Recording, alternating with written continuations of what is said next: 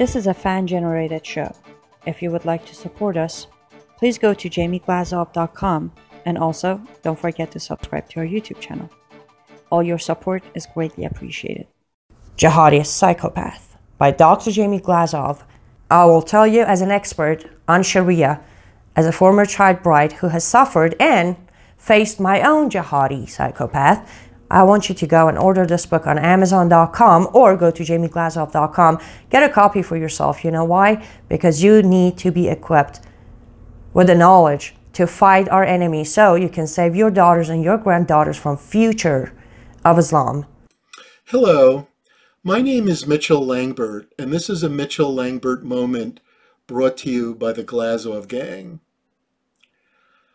How on earth can anyone advocate socialism after more than a century of consistent horror and failure?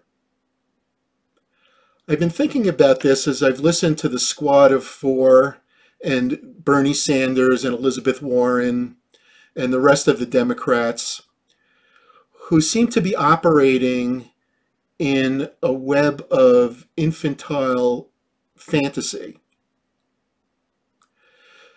Socialism cannot work for a couple of simple reasons.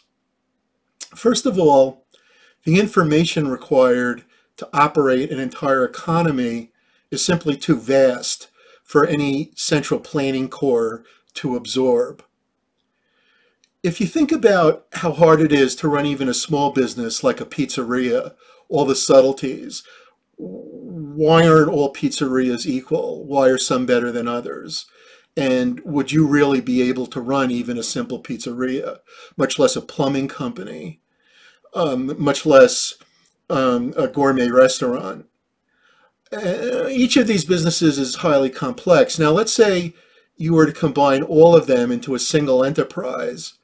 Is there anyone who could operate both huge banks and small pizzerias and huge steel companies and medium-sized shoe companies and so on? Does anyone have that much information? Is anyone capable of absorbing that much information? The answer, of course, is no. And I think you can do a few easy thought experiments that tell you that if you were to try to run any of these businesses, it would be beset with risks. Yet the socialist claims that they know enough to run all of these businesses. This is absurd. Secondly, there's a more subtle issue, which is that in order to run a business, you need to understand what commodities are becoming in shortages and what commodities are in surpluses. In other words, prices change. And in order to make intelligent decisions, you need to have information about changing prices. You also need to have information about particular circumstances in a given time and place. And in order to have such information, it requires a great deal of experience and subtlety, the kind of information that someone like Sam Walton of Walmart was especially adept at, and which is part of why Walmart became so successful.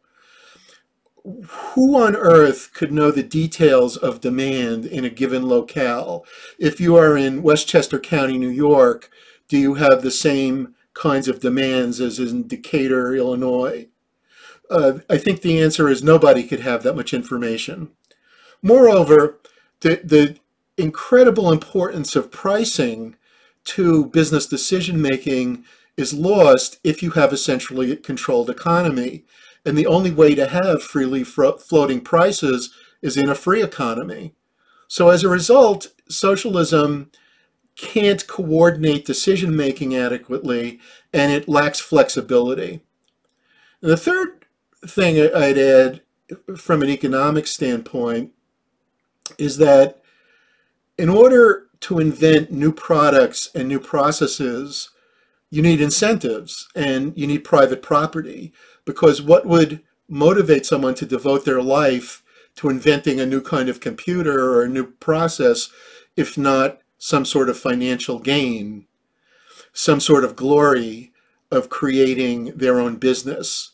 And this is only possible in free market capitalism. So as a result, there are three principal reasons why socialism cannot work. First, the information problem is too big. The complexity is too great.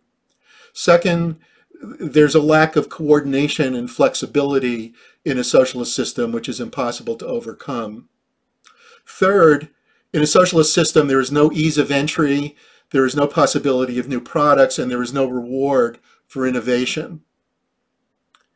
Now, the question I want to ask is that given that the economy of the Soviet Union collapsed 30 years ago, and given that China has had to steal the ideas of the West in order to compete, and given that North Korea is a terrorized horror camp, and given that Cuba is an economic failure, and given that Venezuela, one of the richest oil-producing countries in the world, became a nightmare of poverty, all because of socialism, the question I want to ask is, how on earth could anyone advocate socialism in this day, at the present time? The claim that Sweden and Denmark, the Scandinavian countries, are socialist is just one more lie or delusion that the Democrats bring up in order to justify a failed system. Socialism did not work that well in Sweden, and it did not work that well in Denmark, which is why they liberalized their economies, which are now roughly as free as the American economy. So why? Why would someone advocate socialism knowing the death and horror that it brings, knowing that the Black Book of Communism says that 100 million people were likely killed in the various communist tyrannies, and given that socialism has repeatedly led to starvation, death, and murder, as we've recently seen in Venezuela, as we've seen in Cuba, as we've seen in North Korea? How can people advocate a horror system? And how can a mass media run by ideologues and ignorant advocates continue to tolerate advocacy of socialism? My claim is that socialism is an infantile disorder, a phrase I've borrowed from Lenin. People believe in socialism because there is a basic human need for tribal affinity. And socialism is a system that claims that it will introduce tribal affinity into the economy. But this is delusional. The delusion was witnessed at the beginning of World War I, when communitarians around the world celebrated the advent of World War I with what was called the August Madness. They were delighted that countries were now marshaling war economies and that community would overcome market economy and selfishness. The end result of World War I, of course, was that 20 million people were butchered through communitarianism. And in the course of World War I, we had the invention of modern totalitarianism, prison camps, and mass murder. All of these things came out of the ideas that Bernie Sanders, the Gang of Four, and the other Democrats are advocating today. How is it that people can continue to advocate such horror? And I think the answer is that much as the schools and the universities have produced a generation of millennials that need safe spaces and safety blankets and cannot tolerate open debate, so they have created a generation that does not think like adults.